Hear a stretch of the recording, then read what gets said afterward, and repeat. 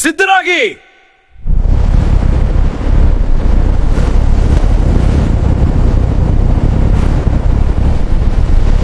Students, prepare for launch. The rocket equation is right. Sir, the thrust seems low. We must compensate with precision. It is stabilizing. Now full speed. Sir, ತುಂಬಾ ಸುಂದರವಾಗಿದೆ. Watch the trajectory. Sir. ಆದರೆ ಇದರೊಳಗೆ ಇನ್ನೂ ಅನೇಕ ರಹಸ್ಯಗಳಿವೆ.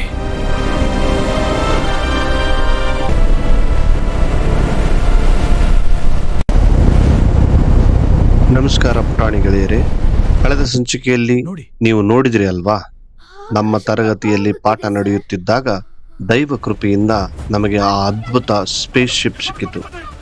ನಾವೆಲ್ಲ ಮಕ್ಕಳನ್ನು ಆ ಬಾಹ್ಯಾಕಾಶ ನೌಕೆಯಲ್ಲಿ ಕೂರಿಸಿಕೊಂಡು ಭೂಮಿಯ ಗುರುತ್ವಾಕರ್ಷಣೆಯನ್ನು ಮೀರಿ ಆಕಾಶದತ್ತ ಜಿಗಿದಿದ್ದೆವು. ಆಗ ಮಕ್ಕಳ ಕಣ್ಣಲ್ಲಿ ಎಂತಹ ಆನಂದ! ಕಿಟಕಿಯಿಂದ ಹೊರಗೆ ನೋಡಿದಾಗ ನೀಲಿ ಬಣ್ಣದ ಸುಂದರ ಭೂಮಿ ಚೆಂಡಿನಂತೆ ಕಾಣುತ್ತಿದ್ದರೆ ಮಕ್ಕಳ ಸಂಭ್ರಮ ಮುಗಿಲು ಮುಟ್ಟಿತ್ತು. ಆ ಸಾಹಸಮಯ ಪಯಣ ಈಗ ಮುಂದುವರಿಯುತ್ತಿದೆ. ಈಗ ನಾವು ಆಕಾಶದ ಎತ್ತರಕ್ಕೆ ಕೆಳಗೆ ನೋಡ್ತಾ ಇದ್ದೀವಿ. ಸರ್, ಭೂಮಿ ಎಷ್ಟು ಸುಂದರವಾಗಿದೆ. ನೀಲಿಗೋಲಿಸಂತೆ ಕಾಣುತ್ತಿದೆ. ಅದನ್ನು ಹತ್ತಿರದಿಂದ ನೋಡಬೇಕು. ಭೂಮಿಯು ನಮ್ಮ ನಿಜವಾದ ಮನೆಯಂತಿದೆ. ಇವತ್ತಿನ ಸಂಚಿಕೆಯಲ್ಲಿ ನಮ್ಮ ಈ ಸ್ಪೇಸ್ ಶಿಪ್ ಭೂಮಿಯ ಅತಿ ಸಮೀಪಕ್ಕೆ ಹೋಗ್ತಾ ಇದೆ.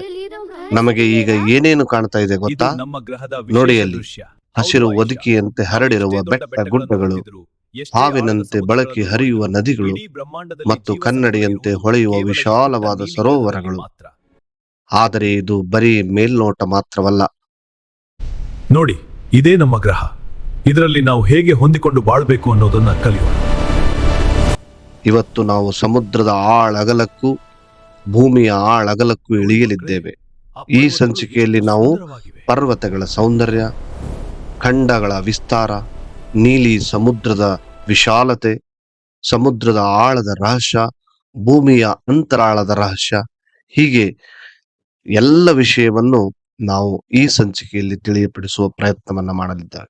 ಸಜ್ಜಾಗಿ ಮಕ್ಕಳೇ, ನಮ್ಮ ಸ್ಪೇಸ್ ಶಿಪ್ ಈಗ ಭೂಮಿಯ ಮೋಡಗಳ ನಡುವೆ ನುಸುಳಿ ಪ್ರಕೃತಿಯ ಮಡಲಿಗೆ ನಿಮ್ಮನ್ನ ಕರೆದೊಯ್ಯುವ ಪ್ರಯತ್ನವನ್ನ ಮಾಡಲಿದೆ. ಭೂಮಿಯ ಈ ಅದ್ಭುತ ದೃಶ್ಯಗಳನ್ನು ನಮ್ಮ ಜೊತೆ ನೋಡಲು ಸಿದ್ಧರಿದ್ದೀರಾ? ಹಾಗಾದ್ರೆ ಬನ್ನಿ, ಇಂದಿನ ಈ ರೋಚಕ ಪ್ರಯಾಣವನ್ನ ಶುರು ಮಾಡೋಣ. ಅಲ್ಲಿ ನೋಡಿ, ಭೂಮಿ ಎಷ್ಟು ಶಾಂತವಾಗಿ ನೀಲಿ ಬಣ್ಣದ ಗೋಲಿಯಂತೆ ಕಾಣುತ್ತಿದೆ. ಮಕ್ಕಳೇ, ನೋಡಿರಾ? ನಾವು ಈಗ ಭೂಮಿಯ ಸುತ್ತ ಪಯಣಿಸುತ್ತಿದ್ದೇವೆ. ನಾವು ನೆಲದ ಮೇಲೆ ಹೇಗೆ ನಡೆಯುತ್ತೇವೆ? ಇದರ ಒಳಗೆ ಏನಾದ್ರೂ ಇದೆಯಾ ಅಥವಾ ಇದು ಬರೀ ಖಾಲಿ ಚೆಂಡ ಇದೆಯಾ? ಆದ್ರೆ ನಾವು ಕೆಳಗಿದ್ದಾಗ ಭೂಮಿ ಇಷ್ಟು ಸುಂದರ ಅಂತ ಅನಿಸಿರ್ಲೇ ಇಲ್ಲ.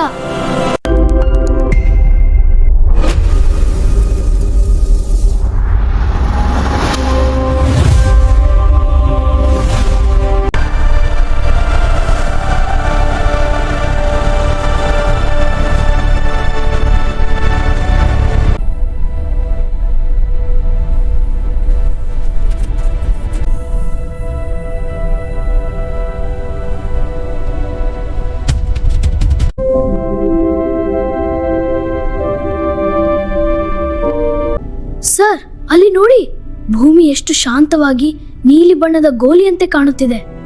ಆದ್ರೆ ನಾವು ಕೆಳಗಿದ್ದಾಗ ಭೂಮಿ ಇಷ್ಟು ಸುಂದರ ಅಂತ ಅನಿಸಿರ್ಲೇ ಇಲ್ಲ.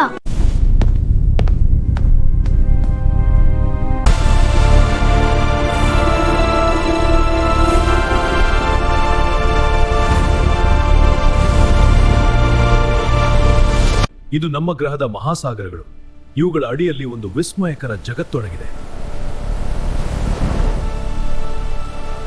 ಮಕ್ಕಳೇ, ಆ ಪರ್ವತಗಳು ಎಷ್ಟು ಸುಂದರವಾಗಿವೆ.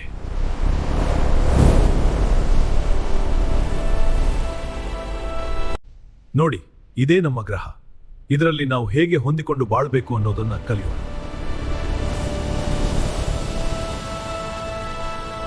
ದೊಡ್ಡ ನೀಲಿ ಮಹಾಸಾಗರಗಳು ಇಡೀ ಗ್ರಹವನ್ನು ಆವರಿಸಿವೆ. ಸರ್, ಅಂದ್ರೆ ಭೂಮಿಯ ಒಳಗೆ ಸೂರ್ಯನಾಗಿ ಒಂದು ಬೆಂಕಿಗೋಳ ಇದೆ ಮತ್ತು ಇದರ ವ್ಯಾಸ ಎಷ್ಟು? ನೋಡಿ, ಇದು ನಮ್ಮ ಭೂಮಿಯ ಮಾದರಿ. ಸರ್, ಈ ಒಳಗಿನ ಭಾಗ ಎಷ್ಟು ಬಿಸಿಯಾಗಿರೋದು ಯಾಕೆ? ಒಳ್ಳೆ ಪ್ರಶ್ನೆ.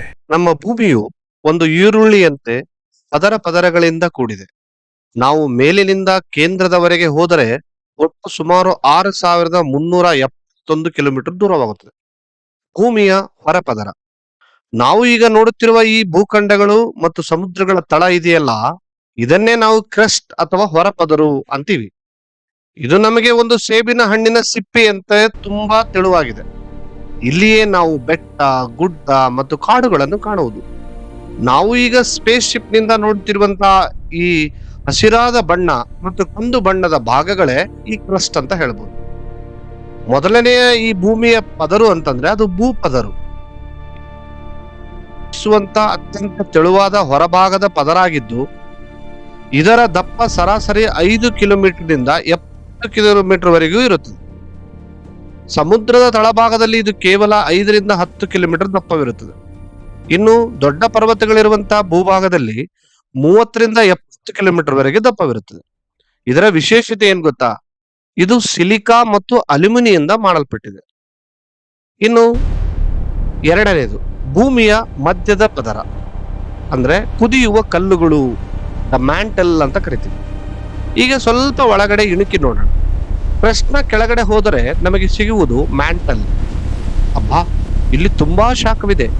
ಇಲ್ಲಿನ ಬಂಡೆಗಳು ಮತ್ತು ಕಲ್ಲುಗಳು ಗಟ್ಟಿಯಾಗಿಲ್ಲ, ಬದಲಿಗೆ ಸ್ವಲ್ಪ ಮಟ್ಟಿಗೆ ಜೆಲ್ಲಿಯಂತೆ ಅಥವಾ ಜೇನುತುಪ್ಪದಂತೆ ದಪ್ಪವಾಗಿವೆ. ಇದೇ ಕಾರಣಕ್ಕೆ ಭೂಮಿಯ ಮೇಲಿರುವ ಪರ್ವತಗಳು ಮತ್ತು ಸಮುದ್ರಗಳು ಅತ್ತಿತ್ತ ಚಲಿಸುತ್ತವೆ.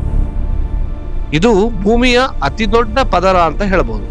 ಭೂಮಿಯ ಒಟ್ಟು ಗಾತ್ರದ 84% ಭಾಗ ಇದೇ ಆಗಿದೆ.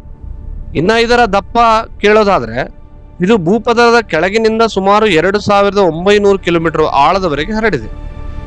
ಇನ್ನ ಇದರ ವಿವಿಧ ವಿಭಾಗಗಳು ಇದಾವೆ. ಅದನ್ನ ಮೇಲಿನ ಮ್ಯಾಂಟಲ್ ಅಂತ ಕರಿತೀವಿ, ಅಂದ್ರೆ ಅಪ್ಪರ್ ಮ್ಯಾಂಟಲ್, ಸುಮಾರು 670 ಕಿಲೋಮೀಟರ್ ವರೆಗಿದೆ. ಇನ್ನು ಅದರ ಕೆಳಗಿನ ಮ್ಯಾಂಟಲ್ ಅಥವಾ ಲೋವರ್ ಮ್ಯಾಂಟಲ್ ಅಂದ್ರೆ 670 ಕಿಲೋಮೀಟರ್ ಇಂದ 2,900 ಕಿಲೋಮೀಟರ್ ವರೆಗೆ ವ್ಯಾಪಿಸಿದೆ. ಇನ್ನು ಇದರ ವಿಶೇಷತೆ ಏನ್ ಗೊತ್ತಾ? ಇಲ್ಲಿನ ಉಷ್ಣಾಂಶ ಸುಮಾರು 1,000 ಡಿಗ್ರಿ ಸೆಲ್ಸಿಯಸ್ ನಿಂದ ಹಿಡಿದು 3,700 ಡಿಗ್ರಿ ಸೆಲ್ಸಿಯಸ್ ವರೆಗೆ ಇರುತ್ತದೆ. ಇಲ್ಲಿ ಬಂಡೆಗಳು ಅರೆ ದ್ರವ ರೂಪದಲ್ಲಿ ಇರುತ್ತವೆ. ಇನ್ನು ಮೂರನೆಯ ಭಾಗ ಅಂದ್ರೆ ಅದು ಕೇಂದ್ರ ಭಾಗ, ದ ಕೋರ್ ಅಂದ್ರೆ ಬೆಂಕಿಯ ಉಂಡೆ. ನೋಡಿ ಮಕ್ಕಳೇ, ಈ ಸ್ಕ್ಯಾನರ್ ಈಗ ನಮ್ಮ ಭೂಮಿಯ ಅತಿ ಆಳದ ಕೇಂದ್ರಕ್ಕೆ ಹೋಗ್ತಾ ಇದೆ. ಇದನ್ನ ನಾವು ಕೋರ್ ಅಂತ ಕರಿತೀವಿ. ಇದು ಕರಗಿದ ಕಬ್ಬಿಣ ಮತ್ತು ನಿಕ್ಕಲ್ ನಿಂದ ಮಾಡಲ್ಪಟ್ಟಿದೆ. ಇದು ಸೂರ್ಯನ ಮೇಲ್ಮೈಯಷ್ಟೇ ಬಿಸಿಯಾಗಿರುವಂತಹ ಒಂದು ದೊಡ್ಡ ಬೆಂಕಿಯ ಉಂಡೆ.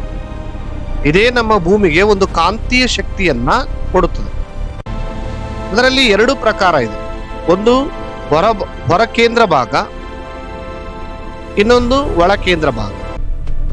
ತಿರುಳಿನ ಕೇಂದ್ರ ಭಾಗವು ಸೂರ್ಯನ ಮೇಲ್ಮೈಗಿಂತಲೂ ಬಿಸಿಯಾಗಿರುತ್ತದೆಯೇ? ಹೌದು ಪ್ರಿಯಾ, ಅದ್ರ ಬಗ್ಗೆ ಸಂಪೂರ್ಣ ಮಾಹಿತಿ ಈಗ ತಿಳಿತಾ ಹೋಗೋಣ. ಈಗ ಮೊದಲು ಹೊರ ಕೇಂದ್ರ ಭಾಗ ಅಂದ್ರೆ ಔಟರ್ ಕೋರ್ ಯಾವ್ದಿದೆ ನೋಡೋಣ. ನಮಗೆ ಮ್ಯಾಂಟಲ್ ದಾಟಿದ ಕೂಡಲೇ ನಂತರ ನಮಗೆ ಸಿಗುವುದೇ ಹೊರ ಕೇಂದ್ರ ಭಾಗ. ಇದು ಸಂಪೂರ್ಣವಾಗಿ ದ್ರವ ರೂಪದಲ್ಲಿದೆ. ಇದರ ದಪ್ಪ ನೋಡೋದಾದ್ರೆ 2,200 ಕಿಲೋಮೀಟರ್ ವರೆಗೆ ದಪ್ಪ ಇದೆ. ಅಂದ್ರೆ 2,900 ಕಿಲೋಮೀಟರ್ ಆಳದಿಂದ 5,100 ಕಿಲೋಮೀಟರ್ ಆಳದವರೆಗೆ ಇದರ ದಪ್ಪವನ್ನ ನಾವು ನೋಡ್ಬೋದು. ಇದರ ವಿಶೇಷತೆ ಏನಪ್ಪಾ ಅಂತಂದ್ರೆ, ಇಲ್ಲಿ ಕಬ್ಬಿಣ ಮತ್ತು ನಿಕ್ಕೆಲ್ ಲೋಹಗಳು ದ್ರವ ರೂಪದಲ್ಲಿ ಕುದಿಯುತ್ತಿರುತ್ತವೆ. ಈ ಪದರದ ಚಲನೆಯಿಂದಲೇ ಭೂಮಿಗೆ ಕಾಂತೀಯ ಕ್ಷೇತ್ರ ಉಂಟಾಗುತ್ತದೆ ಅಂತ ನಾವು ಹೇಳ್ಬೋದು. ಇನ್ನು ಒಳ ಕೇಂದ್ರ ಭಾಗ ಅಥವಾ ಇನ್ನರ್ ಕೋರ್ ಅಂತ ನಾವು ಕರೆಯೋದಾದ್ರೆ, ಇದು ಭೂಮಿಯ ಅತ್ಯಂತ ಒಳಗಿನ ಕೇಂದ್ರ ಬಿಂದು. ಇದರ ದಪ್ಪ ನೋಡೋದಾದ್ರೆ, ಇದರ ತ್ರಿಜ್ಯ ಅಂದ್ರೆ ರೇಡಿಯಸ್ ಅಂತ ನಾವೇನ್ ಕರಿತೀವಿ, ಅದು ಸುಮಾರು 1,220 ಕಿಲೋಮೀಟರ್ ವರೆಗೆ, ಅಂದ್ರೆ 5,100 ಕಿಲೋಮೀಟರ್ ಇಂದ 6,371 ಕಿಲೋಮೀಟರ್ ವರೆಗೆ ವ್ಯಾಪಿಸಿದೆ. ವಿಶೇಷತೆ ಏನ್ ಗೊತ್ತಾ? ಆಶ್ಚರ್ಯ ಅಂದ್ರೆ ಇಲ್ಲಿನ ಉಷ್ಣಾಂಶ ಸೂರ್ಯನ ಮೇಲ್ಮೈಯಷ್ಟೇ, ಅಂದ್ರೆ ಸುಮಾರು 5,400 ಡಿಗ್ರಿ ಸೆಲ್ಸಿಯಸ್ ಇದ್ದರೂ ಸಹ ಅತಿಯಾದ ಒತ್ತಡ ಕಾರಣ ಇದು ಗಟ್ಟಿಯಾದ ಕಬ್ಬಿಣದ ಚೆಂಡಿನಂತಿದೆ. ಗೊತ್ತಾಯ್ತಲ್ಲ ಮಕ್ಕಳೇ? ಈಗ ಮುಂದಿನ ಭಾಗಕ್ಕೆ ಹೋಗೋಣ.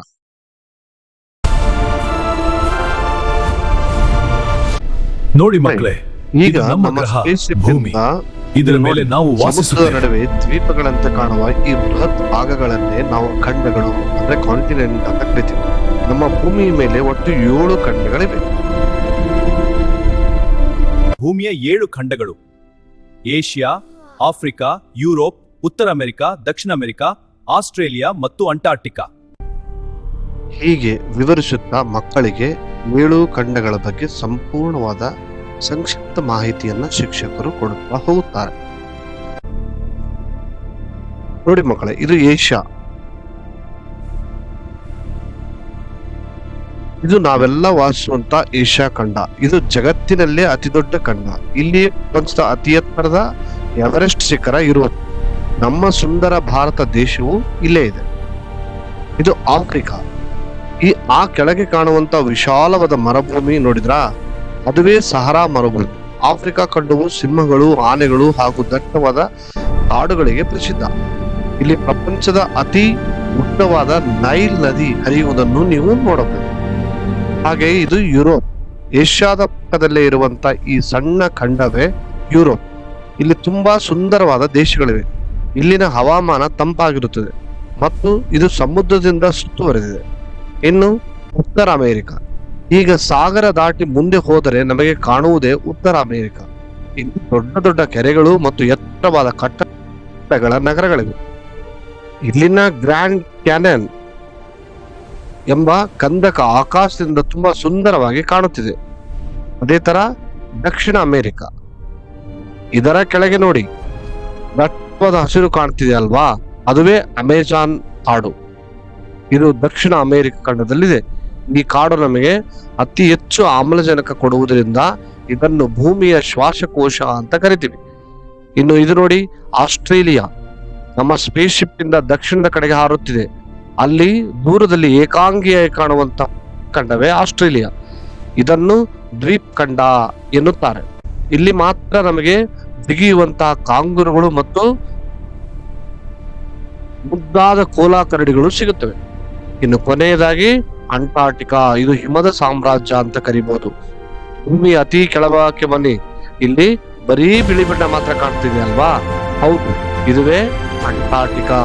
ಇದು ವರ್ಷ ಪೂರ್ತಿ ಮಂಜುಗಡ್ಡೆ ಇರುತ್ತದೆ. ಇಲ್ಲಿ ಮನುಷ್ಯರು ವಾಸಿಸುವುದಿಲ್ಲ. ಬದಲಾಗಿ ಸಾವಿರಾರು ಪೆಂಗ್ವಿನ್ಗಳು ರಾಜನಂತೆ ಕಾಣುತ್ತೇವೆ. ಮಕ್ಕಳೇ, ಇವತ್ತು ನೀವು ಇಡೀ ಪ್ರಪಂಚವನ್ನು ನಮ್ಮ ಸ್ಪೇಸ್ ಮೂಲಕ ಸುತ್ತಿ ಬಂದಿವಲ್ವಾ? ಭೂಮಿಯ ಪದರಗಳು, ಆಳವಾದ ಸಮುದ್ರ ಹಾಗೂ ವಿಶಾಲವಾದ ಖಂಡಗಳನ್ನ ನೋಡಿದ್ರಿ. ಈಗ ಮುಂದಿನ ಭಾಗಕ್ಕೆ ಹೋಗೋಣವಾ?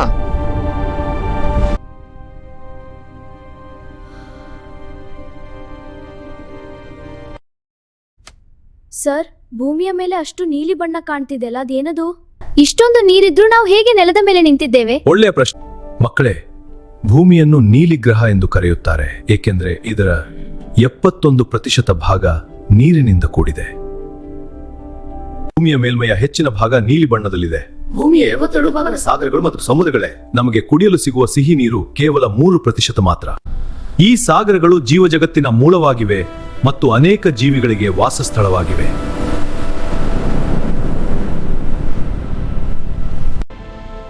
ಬನ್ನಿ ಮಕ್ಕಳೇ, ಈಗ ಮಹಾಸಾಗರಗಳ ಬಗ್ಗೆ ನೋಡೋಣ. ನಮ್ಮ ಸ್ಪೇಸ್ ಶಿಪ್ ನಿಂದ ಮಹಾಸಾಗರಗಳು ಕಾಣ್ತಾ ಇವೆ.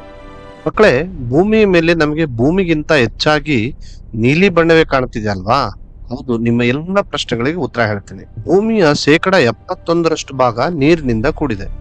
ಈ ಬೃಹತ್ ಜಲರಾಶಿಯನ್ನೇ ನಾವು ಮಹಾಸಾಗರಗಳು ಅಂದ್ರೆ ಓಷನ್ಸ್ ಅಂತ ಕರಿತೀವಿ. ಪ್ರಪಂಚದಲ್ಲಿ ಮುಖ್ಯವಾಗಿ ಒಟ್ಟು 5 ಮಹಾಸಾಗರಗಳಿವೆ. ಬನ್ನಿ, ಅವು ಎಲ್ಲೆಲ್ಲಿವೆ ಎಂದು ನಮ್ಮ ಸ್ಕ್ಯಾನರ್ ಮೂಲಕ ನೋಡ್ತಾ ಹೋಗೋಣ. ಮಕ್ಕಳೇ, ಇನ್ನೊಂದು ವಿಷಯ, ನಮಗೆ ಒಂದು ಅಚ್ಚರಿ ವಿಷಯ ಗೊತ್ತಾ? ಹಿಂದೆ ನಮಗೆ ತಿಳಿದಿದ್ದು ಕೇವಲ 4 ಮಹಾಸಾಗರಗಳು ಮಾತ್ರ. ಆದರೆ ವಿಜ್ಞಾನಿಗಳು ಸಂಶೋಧನೆ ಮಾಡಿದಾಗ 2000ನೇ ಇಸ್ವಿಯಲ್ಲಿ ಅಂತಾರಾಷ್ಟ್ರೀಯ ಜಲಮಾಪನ ಸಂಸ್ಥೆ ಅಂದ್ರೆ ಇಂಟರ್ನ್ಯಾಷನಲ್ ಹೈಡ್ರೋಗ್ರಾಫಿಕ್ ಆರ್ಗನೈಸೇಷನ್ ಮತ್ತು ಇತ್ತೀಚೆಗೆ 2021ರಲ್ಲಿ ನ್ಯಾಷನಲ್ ಜಿಯೋಗ್ರಾಫಿಕ್ ಅಧಿಕೃತವಾಗಿ ದಕ್ಷಿಣ ಸಾಗರ ಅಂದ್ರೆ ಸೌದರ್ನ್ ಓಷನ್ ಅನ್ನು 5ನೇ ಮಹಾಸಾಗರವೆಂದು ಘೋಷಿಸಿವೆ. ಭೂಮಿಯ ತೀರಾ ದಕ್ಷಿಣದಲ್ಲಿ ಅಂದರೆ ಅಂಟಾರ್ಟಿಕಾ ಸುತ್ತಲೂ ಇರುವ ನೀರು ತುಂಬಾ ವಿಭಿನ್ನವಾಗಿದೆ ಎಂದು ತಿಳಿಯಿತು. ಅದಕ್ಕೆ ಈಗ ನಾವು ಅದನ್ನ ದಕ್ಷಿಣ ಸಾಗರ ಎಂದು ಪ್ರತ್ಯೇಕವಾಗಿ ಕರೆಯುತ್ತಿದ್ದೇವೆ. ಹಾಗಾಗಿ ಈಗ ಒಟ್ಟು 5 ಮಹಾಸಾಗರಗಳಿವೆ. ಬನ್ನಿ ಒಂದೊಂದಾಗಿ ನೋಡ್ತಾ ಹೋಗೋಣ. ಮೊದಲನೇದ್ದು ಪೆಸಿಫಿಕ್ ಮಹಾಸಾಗರ.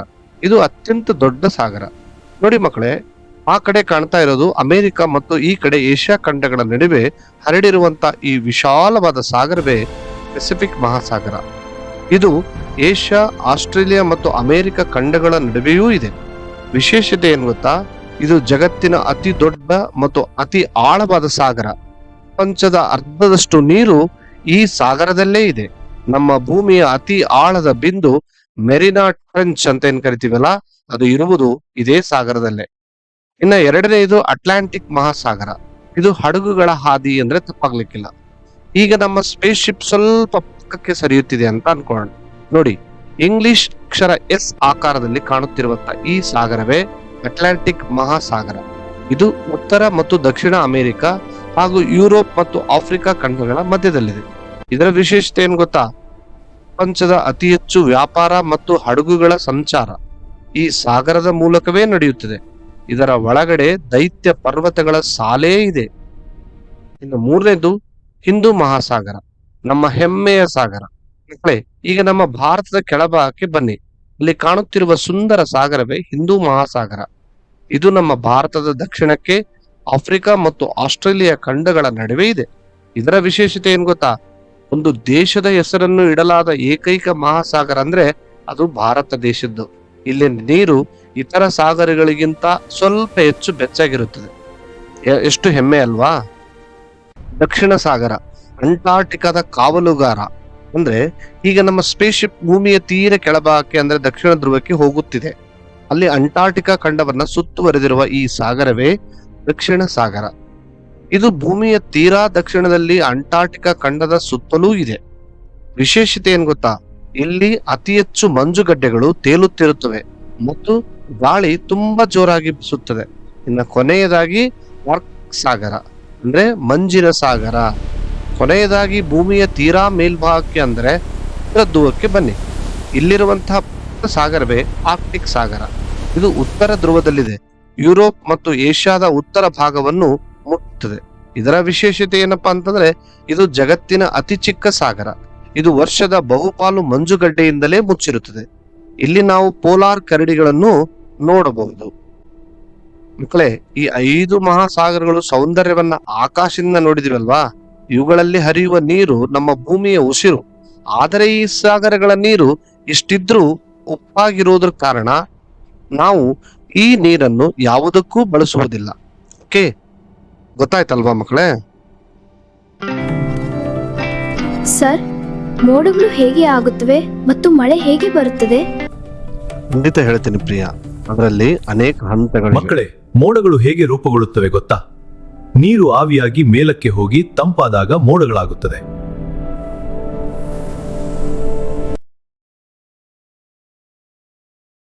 ಮಕ್ಕಳೇ, ನಮ್ಮ ಸ್ಪೇಸ್ ಶಿಪ್ ನಿಂದ ಜಲಚಕ್ರ ಬಗ್ಗೆ ತಿಳಿದುಕೊಳ್ಳೋಣ. ಭೂಮಿಯ ಮೇಲಿರುವ ನೀರು ಎಂದಿಗೂ ಮುಗಿಯುವುದಿಲ್ಲ. ಅದು ಬರೀ ರೂಪ ಬದಲಾಯಿಸುತ್ತಿರುತ್ತದೆ ಅಷ್ಟೇ.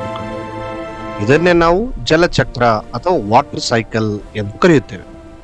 ಬನ್ನಿ, ಈ ವಾಟರ್ ಸೈಕಲ್ ಬಗ್ಗೆ ಸಾಕಷ್ಟು ಇನ್ನೂ ಮಾಹಿತಿಯನ್ನು ಪಡೆಯೋಣ.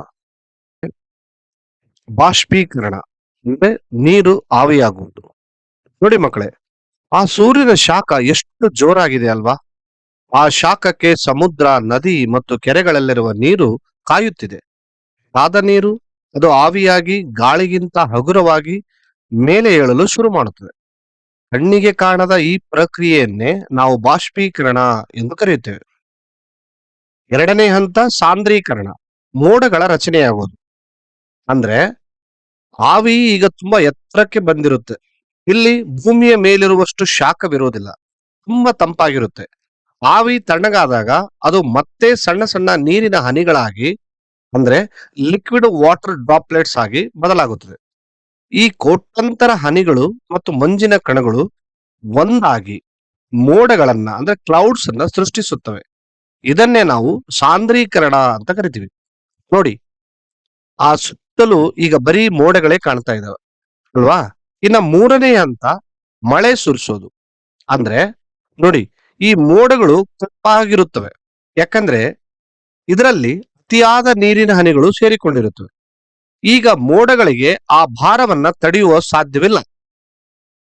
ಈಗ ಆ ಮೋಡಗಳಿಗೆ ಈ ಭಾರವನ್ನ ತಡೆಯುವ ಶಕ್ತಿ ಇರುವುದಿಲ್ಲ. ಅಬ್ಬಾ, ನೋಡಿ, ಜೋರಾಗಿ ಮಳೆ ಶುರುವಾಯಿತು. ಆ ನೀರಿನ ಹನಿಗಳು ಭೂಮಿಯ ಗುರುತ್ವಾಕರ್ಷಣೆಯಿಂದಾಗಿ ಕೆಳಕ್ಕೆ ಬೀಳುತ್ತಿವೆ. ಇದನ್ನೇ ನಾವು ಮಳೆ ಅಥವಾ ಅವಕ್ಷೇಪಣ ಎನ್ನುತ್ತೇವೆ. ಪರ್ವತಗಳ ಮೇಲೆ ಇದು ಹನಿಗಳ ಬದಲು ಹಿಮ ಆಗಿ ಕೂಡ ಬೀಳಬಹುದು. ಹಿಮ ಆಗಿ ಕೂಡ ಬೀಳಬಹುದು. ಇನ್ನ ಕೊನೆಯ ಹಂತ ಸಂಗ್ರಹಣೆ, ನೀರು ಸಂಗ್ರಹವಾಗುವುದು. ಅಂದ್ರೆ ಮಳೆ ನೀರು ಭೂಮಿಗೆ ಬಿದ್ದ ಮೇಲೆ ಏನಾಗುತ್ತೆ? ಅದು ನದಿ, ಕೆರೆ, ತೊರೆಗಳಾಗಿ ಹರಿಯುತ್ತದೆ. ಕೆಲವು ನೀರು ಭೂಮಿಯ ಒಳಗಡೆ ಇಳಿದು ಅಂತರ್ಜಲವನ್ನ ಸೃಷ್ಟಿ ಮಾಡುತ್ತೆ. ಕೊನೆಗೆ ಈ ಎಲ್ಲಾ ನದಿಗಳು ಮತ್ತೆ ಎಲ್ಲಿಗೆ ಹೋಗುತ್ತೆ? ಹೌದು, ವಿಶಾಲವಾದ ಸಮುದ್ರಕ್ಕೆ ಹೋಗೋದು. ಅಲ್ಲಿಗೆ ನಮ್ಮ ಜಲಚಕ್ರದ ಒಂದು ಪಯಣ ಮುಗಿಯಿತು ಎಂದಾಯ್ತು. ಈಗ ಸಮುದ್ರದಿಂದ ಮತ್ತೆ ಸೂರ್ಯನ ಶಾಖಕ್ಕೆ ನೀರು ಆವಿಯಾಗುತ್ತದೆ. ಇದನ್ನೇ ನಾವು ಈ ಚಕ್ರವನ್ನೇ ವಾಟರ್ ಸೈಕಲ್ ಅಥವಾ ಜಲಚಕ್ರ ಅಂತ ಕರೀತೀವಿ. ಇದು ನಿರಂತರವಾಗಿ ನಡೆಯುತ್ತಲೇ ಇರುತ್ತದೆ ಮಕ್ಕಳೇ. ಈಗ ಮುಂದಿನ ಮಾಹಿತಿಗಾಗಿ ಹೋಗೋಣವಾ? ಈ ಚಂಡಮಾರುತಗಳು ಗಾಳಿಯ ಸುತ್ತು ಚಲನೆಯಿಂದ ದೊಡ್ಡದಾಗಿ ಬೆಳೆದು ಬಲವಾದ ಗಾಳಿಯೊಂದಿಗೆ ಮುಂದುವರಿಯುತ್ತವೆ.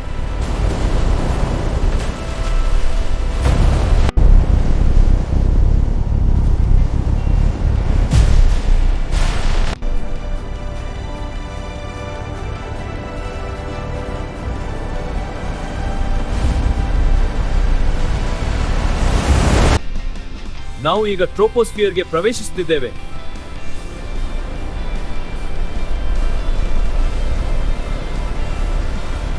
ಹೌದು ಆಯಿಷಾ, ಭೂಮಿಯ ಈ ಎಲ್ಲ ವಿಶೇಷತೆಗಳಿಗೆ ಕಾರಣ ಅದರ ಸುತ್ತುವರಿದಿರುವ ಈ ತೆಳುವಾದ ಅನಿಲಗಳ ಪದರ, ವಾತಾವರಣ.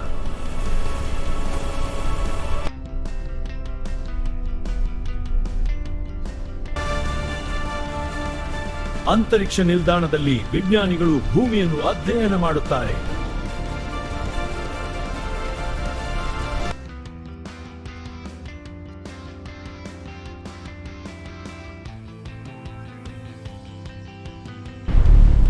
ಮುಂದಿನ ಸಂಚಿಕೆಯಲ್ಲಿ ಬಾಹ್ಯಾಕಾಶದಿಂದ ಬರುವ ಉಲ್ಕೆಗಳು ಹೇಗೆ ಸುಟ್ಟು ಹೋಗುತ್ತವೆ ನೋಡೋಣ.